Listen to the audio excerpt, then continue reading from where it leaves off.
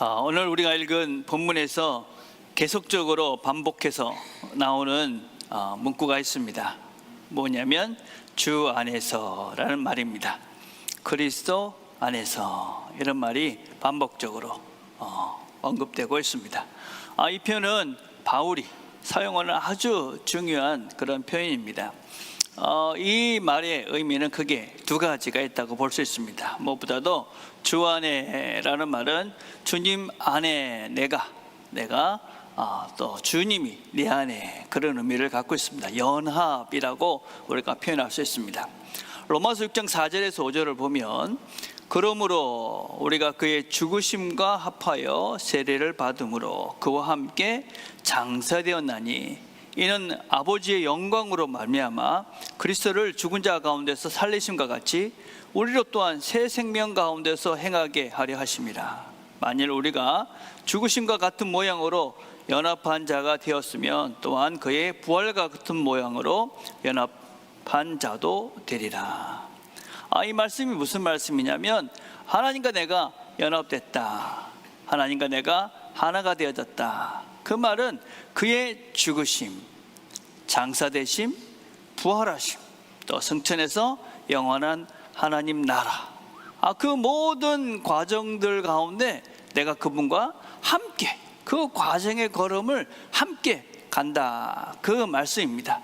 그래서 우리가 예수 안에 있고 예수가 내 안에 있다, 그분과 내가 연합했다는 것은 우리 인생, 우리 삶의 태어남부터 영원의 순간까지 그분이 나와 함께 하시며 이 길을 이끌어 가신다라는 의미입니다.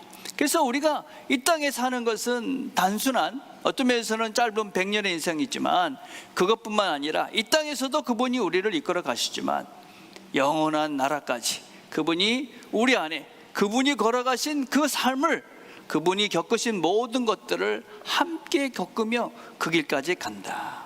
그래서 우리가 영원까지의 과정 중에 그분이 함께 하시며 우리를 이끌어 간다. 최종 목적지까지, 하나님 나라까지, 영원까지. 그것이 예수 안에, 주 안에라는 말의 1차적인 의미입니다. 그래서 주님이 내 안에, 내가 주님 안에 있다는 것은 영원한 나라까지 나를 그분이 이끌어 가신다, 그런 의미를 담고 있죠. 안심이 되지 않습니까? 이 땅에서 끝나는 것이 아니라 영원까지 그분이 내 안에 계시며 나를 이끌어 가신다. 두 번째는 주 안에라는 말입니다. 주라는 말의 의미는 내가 예수님을 주님이다 고백한다는 의미죠. 그 말은 예수님의 어떤 다스림, 통치를 받는다, 그런 의미입니다. 당시에 로마 황제를 주님 말로 이렇게 불렀죠.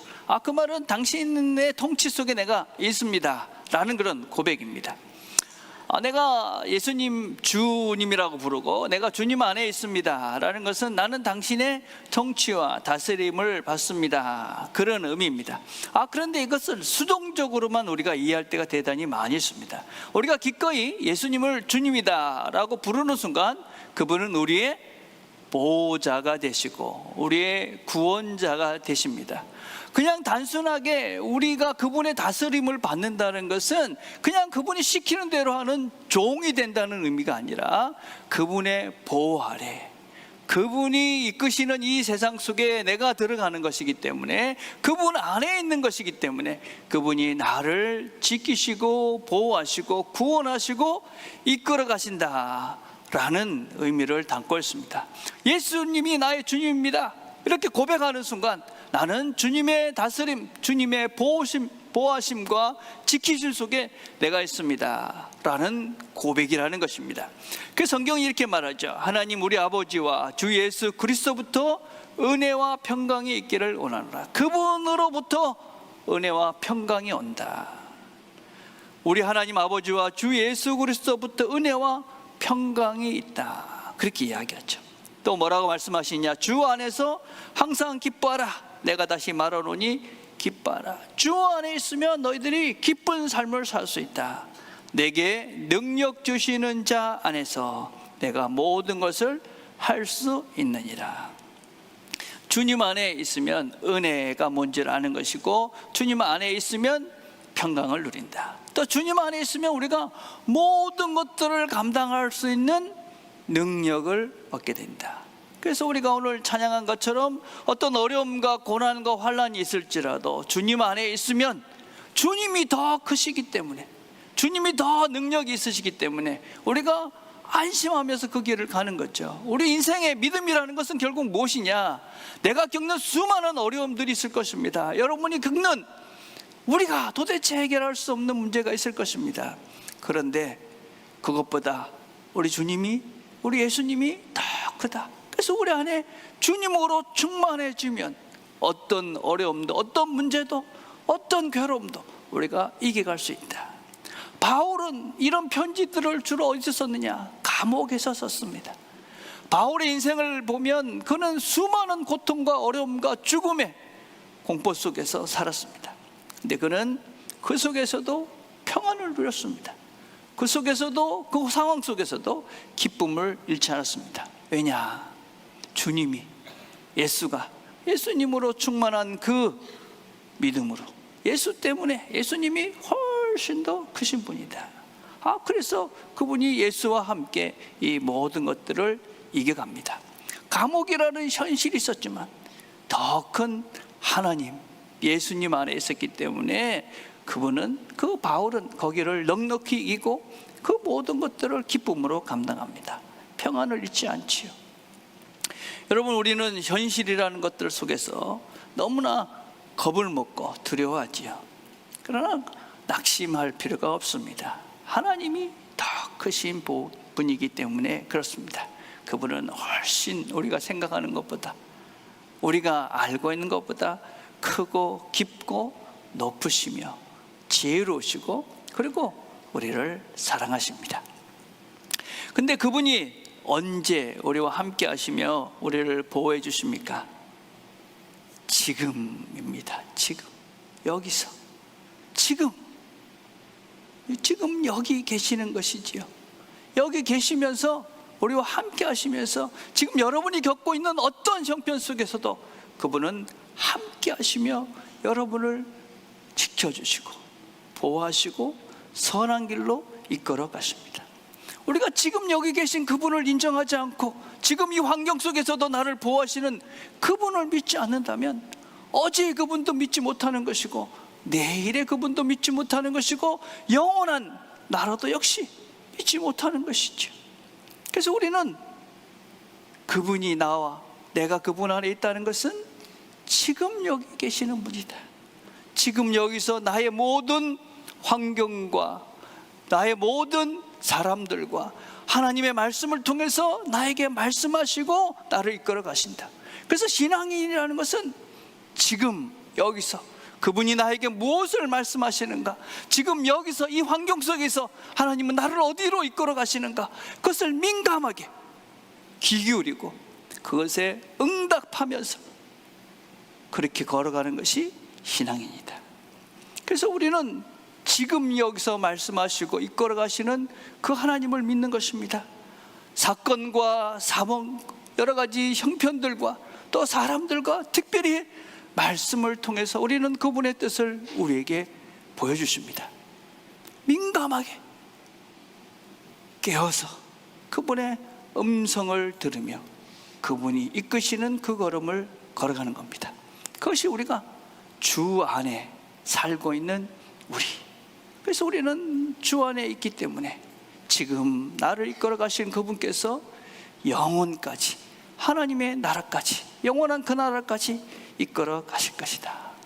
그것이 주 안에 내가 있습니다 라고 고백하는 우리의 신앙입니다. 그래서 우리가 주 안에 사는 사람들은 삶의 스타일이 다릅니다. 삶의 태도가 다르죠. 세상과는 다를 수밖에 없습니다. 주 안에 있는 자들의 첫 번째 특징이 있습니다. 무엇이냐면 사랑하는 것입니다. 오늘 본문을 보니까 내 사랑하는 암블리아에게, 나의 사랑하는 스다고에게, 나의 사랑하는 버시에게. 사랑하는 암블리아, 스다고, 버시, 이런 사람들은 그 당시에 노예였던 사람들이 많았습니다. 바울은 유대인이었는데 이방인이었습니다. 또 이방 여인들도 있었습니다. 유대인인 이 바울이 이런 사람들을 사랑할 이유가 도대체 없었습니다. 왜 근데 그 사람들을 사랑하는 암블리아, 사랑하는 수다고, 사랑하는 버시, 이 사람들을 내가 사랑한다라고 그렇게 이야기합니까? 아주 단순하죠. 주 안에 있기 때문에 그렇습니다. 주 안에, 주님 안에 있기 때문에 그 사람들을 내가 사랑한다. 왜 주님 안에 있는 사람들을 사랑합니까? 우리 주님이 그렇게 말씀하셨기 때문에 그렇습니다. 새 계명을 너에게 주노니 서로 사랑하라. 내가 너희를 사랑한 것 같이 너희도 서로 사랑하라. 너희가 서로 사랑하면 이로써 모든 사람이 너희가 내 제자인 줄 알리라. 우리가 왜 사랑하느냐? 주님이 사랑하라고 하셨기 때문에. 지금 여기서 주께서 나에게 사랑하라고 하셨기 때문에 우리는 사랑하면서 삽니다. 어떻게 사랑해요? 내가 너희를 사랑한 것 같이 사랑하라. 내가 너희를 사랑한 것 같이 그렇게 사랑하면 너희가 내 제자, 내가 가고 있는 이 길을 따라오는 자들임을 너도 확인할 수 있고 모든 사람들도 확인할 수 있다. 주님이 우리를 어떻게 사랑하셨습니까?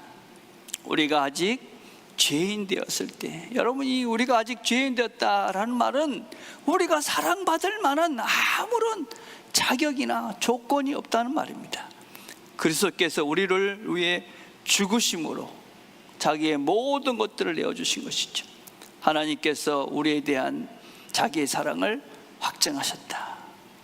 아무런 조건이 없는 사랑입니다. 그냥 사랑하신 것이죠. 그냥. 예.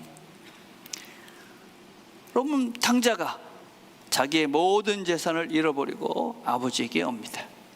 그런데 아버지는 자신을 버리고 간 아들, 모든 재산을 탕진하고 돌아오는 아들, 그 아들을 멀리서 바라보고 달려갑니다. 그리고 모든 지위를 회복시켜 주십니다. 왜 그렇습니까? 아들이기 때문이죠. 하나님의 사랑이라는 것이 우리가 사랑해야 되는 내용입니다. 아무런 조건 없이 아들이기 때문에, 주 안에 있기 때문에, 주님이 말씀하셨기 때문에 우리는 그냥 사랑하는 것입니다. 그런즉 믿음, 소망, 사랑, 이 세 가지는 항상 있을 것인데 그 중에 제일은 사랑이다. 그 중에 제일이 사랑이다. 하나님 말씀이 제일이 사랑이라 하기 때문에 사랑하는 것입니다. 다른 이유가 없는 것이죠. 제가 이 좋아하는 그 영화가 어떤 것이냐면 중국 무협 영화를 좋아합니다. 아주 단순하죠. 아주 단순한 영화입니다.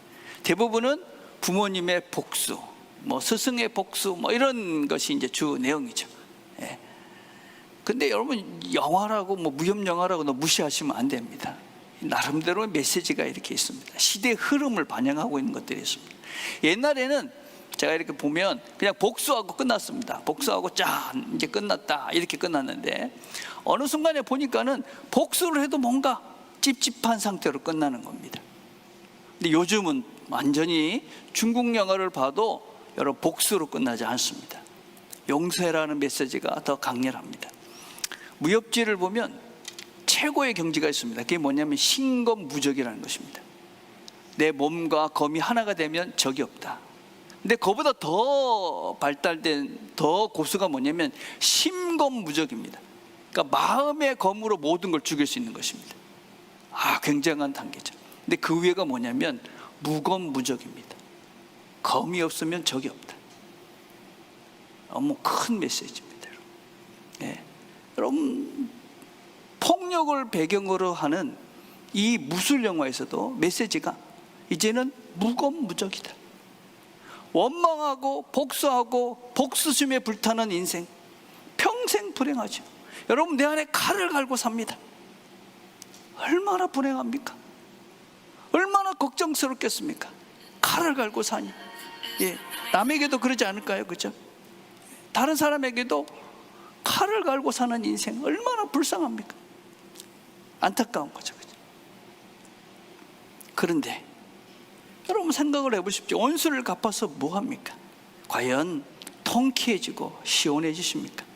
또 다른 원수를 만들고 있지 않습니까?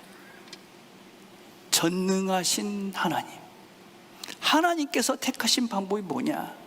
가장 연약해 보이는 용서와 사랑입니다. 용서와 사랑.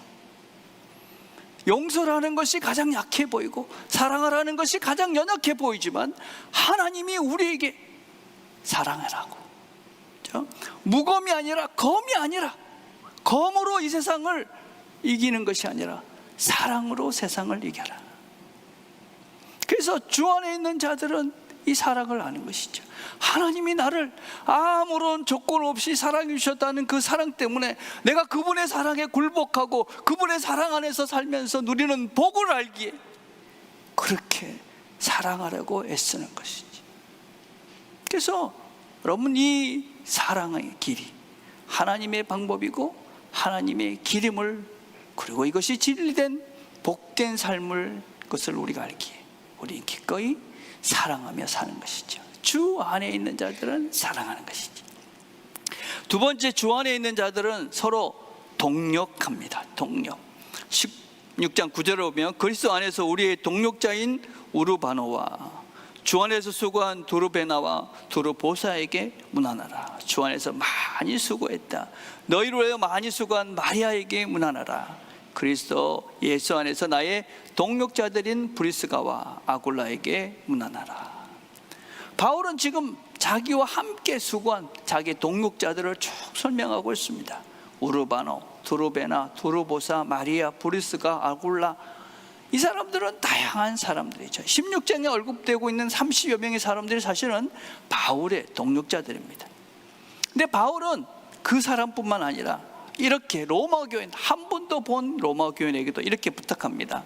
형제들아, 내가 우리 주 예수 그리스도와 성령의 사랑으로 말미암아 너희를 권하노니 너희 기도에 나와 힘을 같이하여 나를 위하여 하나님께 빌어. 바울은 로마 성도들을 한 번도 만난 적이 없는데 나를 위해서 기도해 주십시오, 그렇게 부탁을 합니다. 힘을 더해 주십시오. 기도에 힘을 더해 주십시오. 함께 동력, 함께 힘을 모은다는 것의 시작은 기도입니다. 기도. 여러분, 기도하셔야 합니다. 기도한다, 선교사님들을 위해서 기도한다, 그분의 사역에 동력하는 것입니다. 여러분, 저를 위해서 기도하는 것은 여러분들이 저의 설교에 힘을 더하는 것이고 저의 사역에 동력하는 것입니다. 교사들을 위해서 기도하는 것은 그 교사들에게 힘을 더하는 겁니다. 리더들을 위해서 기도하는 것은 리더들에게 힘을 더하는 것입니다. 여러분들이 가족들을 위해서 기도하는 것은 가족들의 인생에 힘을 더하는 것입니다. 그들이 걸어가는 그 걸음을 힘차게 걸어갈 수 있도록 힘을 더하시는 것이 기도하는 것입니다. 우리 모두는 다 기도할 수 있죠. 예. 여러분이 기도하는 것은 여러분이 기도하는 그 사람의 인생에 힘을 더해주는 것이다. 힘을 더해주는 것이다. 여러분, 이 동력자라는 말은 헬라어로 슈네 루고스라는 말입니다. 함께 일하는 사람, 돕는 사람, 그런 의미를 가지고 있습니다. 이 말의 의미 속에는 하나님의 조력자들이다, 하나님 나라를 위해서 일하는 일꾼들이다, 그런 의미를 가지고 이 말을 사용하고 있습니다. 바울의 동력자들은 정말 다양했습니다. 유대인, 로마인, 노예, 자유인, 왕족도 있었고요, 여성들도 많이 있었습니다. 여러분, 그런 사람들 생각을 해보십시오. 쉬웠을까요? 우리는 주 안에 있는 자들은 함께 일하는 자들입니다. 그래서 우리가 이 주 안에 있는 사람들은 함께 일하면서 꼭 기억해야 될 것들이 세 가지가 있습니다. 첫 번째는 우리는 다 주 안에 있는 자들은 이 모든 일들을 하나님 나라를 위해서 함께 간다는 것을 기억하는 것입니다. 우리 모두는 다 하나님의 나라를 위해서 함께 이 길을 간다. 여러분, 그 방법과 속도는 다 다를 수 있습니다. 근데 그 마음은 다 같다. 그래서 우리가 시간이 걸려도 서로 달라도 함께 하나님의 나라의 일을 하는 것입니다. 여러분, 우리 모두는 다 하나님 나라, 교회를 사랑합니다. 그죠? 그럼 우리 모두는 다 하나님을 향해서 가고 있습니다. 우리는 모두가 다 하나님이 원하시는 사람이 되고 싶습니다. 속도, 방법, 더 중요한 것은 우리가 다 하나님을 향해서 가고 있다라는 것에 대한 믿음입니다. 서로가 다르다고, 방법이 다르다고, 속도가 다르다고, 그 걸음이 아니다라고 이야기하시면 안 되는 겁니다. 우리는 다 주 안에 있기 때문에 우리의 간절한 소원은 그 하나님을 닮는 것이고, 하나님의 나라에 가는 것이고, 하나님을 위해서, 그 나라를 위해서, 교회를 위해서 우리가 애쓰는 것입니다. 이 마음을 먼저 우리가 다 인정하시고 받아주셔야만 합니다. 두 번째는 우리가 다 부족하다라는 것을 기억하셔야 됩니다. 그러나 함께하는 것이 하나님의 뜻이다. 우리가 서로가 다 부족하기 때문에 함께하는 것입니다. 우리 모두는 완벽하지 않습니다. 그래서 우리는 서로 그 부족함을 채워줘야만 합니다. 내가 틀릴 수 있습니다. 그래서 잘 들으셔야 됩니다. 잘 들어요. 다른 사람들의 말을 통해서, 이 사람을 통해서 주님께서 말씀하신다는 그런 생각을 가지고, 그런 믿음을 가지고 우리는 다른 분들의 말씀들을 잘 들을 수 있어야 됩니다. 여러분, 안 듣고 자기 이야기만 하는 사람들이 있습니다. 하나님의 사람의 태도가 아닌 것이지. 주님께서 나를 기다려 주었듯이 나도 기다려 줘야 합니다. 서로의 부족을 덮어줘야만 합니다. 그래서 우리는 참고 기다리며, 더 중요한 것이 함께하는 것이다. 함께하는 것이다. 한 청년이 교회를 정하지 못해가지고 이리저리 방황을 하고 있었습니다. 친구가 물었습니다. 왜 교회를 정하지 못했느냐? 그러니까 이 방황하는 청년이 나는 완벽한 교회를 찾는다, 그렇게 얘기했습니다. 그러니까 친구가 그렇게 얘기했습니다. 그런 교회를 찾거든 너는 가지 마라. 무슨 의미인지는 아시겠죠? 네가 가는 순간 그 완벽한 교회가 깨지는 거죠. 우리 모두 중엔 어느 누구도 완벽하지 않습니다. 내가 정답이 아니다. 세 번째, 우리가 기억해야 될 것은 결과는 선물이고 과정이 우리의 일이라는 것을 기억해야 됩니다. 결과. 여러분, 우리가 한 교회를 이렇게 섬기면서 훈련을 하는 겁니다. 그렇죠? 찬양대도 하시고, 찬양팀도 하시고, 만남 모임도 하고, 친구 여러 모임들을 합니다. 교사도 있고, 설교도 있고, 예배도 있습니다. 이 모든 것들이 하나님의 일이고 우리는 이 일을 함께 합니다. 그런데 중요한 것은 함께 만들어가는 과정 중에 있다라는 것을 명심하시는 겁니다. 우리가 준비하는, 우리는 모두가 부족함을 알기 때문에 최선을 다합니다. 여러분, 그래서 우리가 부족한 것을 알기 때문에 우리 모든 것들에 최선을 다해서 준비하는 것입니다. 내가 준비하는 것은 내가 부족하다는 것을 안다는 고백이지. 그래서 우리가 서로 부족하기 때문에 최선을 다해 준비하면서 그 부족함을 서로 채워가면서 사랑하면서 기다리면서 그 과정을 겪어가는 겁니다.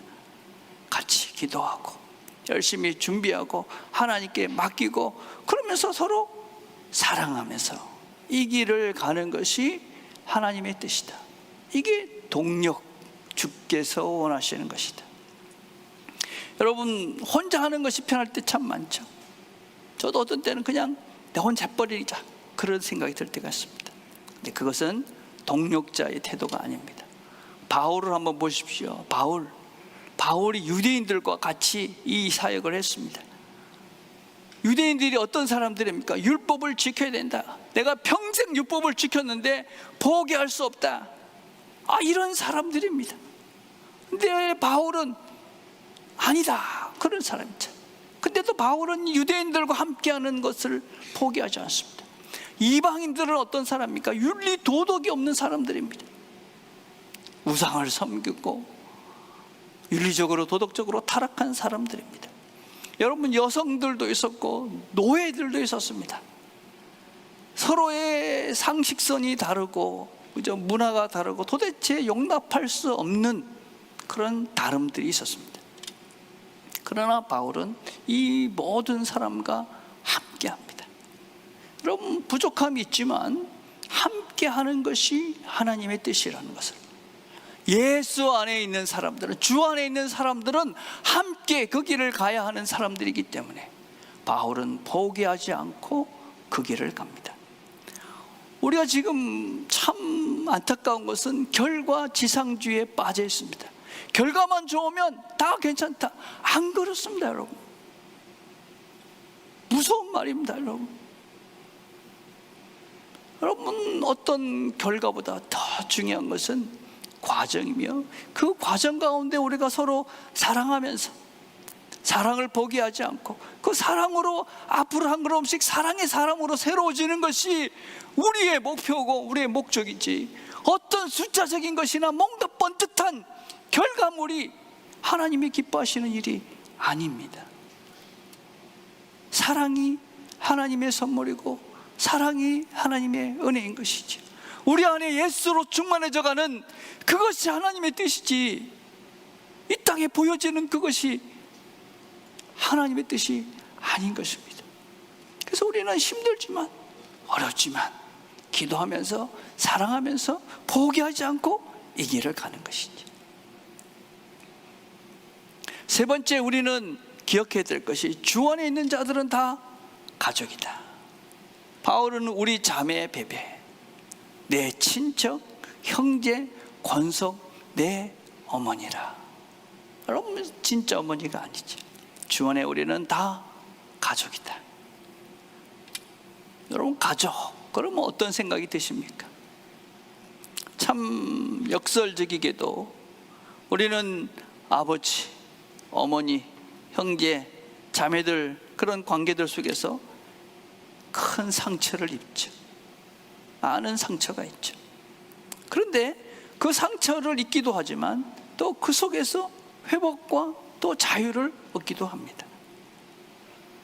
부모 자식 간의 관계들 속에서 상처를 입지만 동시에 그것이 회복됨으로 누리는 큰 위안과 힘이 있죠. 가족은 왜 주님께서 우리를 가족이라 하는가? 가족은 어떻게 할 수가 없죠.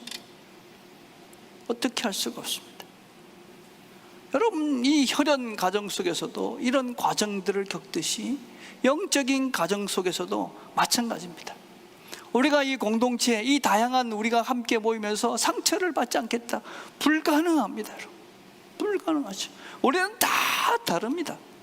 상처를 주고 받을 수밖에 없는 존재죠. 그러나 그 상처를 다시 이기고 회복되는 순간 우리는 성장하고 성숙하고 힘을 얻게 되죠. 이것을 언제까지 하는 것이냐? 평생 하시는 겁니다. 평생. 주님 앞에 서는 그 순간까지 우리는 서로 상처 주고 상처받고 회복되고 다시 힘을 얻고 성장하고 성숙해 가면서 주께서 원하시는 사랑의 사람으로 새로워져가는 그 과정을 가는 것이 신앙생활입니다. 그것이 바로 우리 교회 공동체입니다. 근데 우리는 견디는 것이지요. 참아주는 것이죠. 왜 그렇습니까? 주께서 나를 참아주셨다는 것을 알기 때문입니다. 주님의 사랑이 어떻다는 것을 내가 알기 때문에, 나이가 얼마나 한심스러운 존재였는지 주님은 아시는데, 그런데 나를 기다려주셨고 참아주셨고 지금도 참아주고 계시는 것을 알기 때문에 주님의 마음으로 견디고 참아주고 기다려주는 것이죠. 그러면 여러분, 주님께서 힘을 주시는 거죠. 은혜를 베풀어 주시는 것이죠. 참을 수 있는 믿음을, 참을 수 있는 인내를 허락해 주시는 것이죠. 주님께서 우리를 가족이라는 이름으로 엮어두신 이유죠. 그렇게 참고 견디며 그렇게 해야 우리가 하나님의 사랑도 더 알게 되고 성장하고 성숙한다. 우리는 한 하나님 아버지를 모시고 사는 사람들입니다. 우리의 이 땅에서의 삶이 영원한 것이 아니라 영원한 하나님 나라에서 영원히 살 존재들입니다. 그래서 우리는 서로 포기하지 않습니다. 사랑하는 것을 포기하지 않습니다. 그래서 우리는 함께 기도하며 사랑하며 이 길을 걸어갑니다. 2024년 우리 모두가 함께 기도하며 사랑하며 성장해가는, 그래서 주께서 원하시는 사람으로 새로워져가는 이 하나가 되시기를 주님의 이름으로 축복을 드립니다. 기도하겠습니다. 하나님 아버지, 저희들이 함께 말씀을 들었습니다. 들은 말씀을 우리가 잘 간직하고 이 한 주도 사랑하며 기도하며 주 안에서 주님이 주시는 평안 가운데 기쁨 가운데 살아갈 수 있도록 은혜를 베풀어 주시옵소서. 예수님의 이름으로 기도드립니다. 아멘.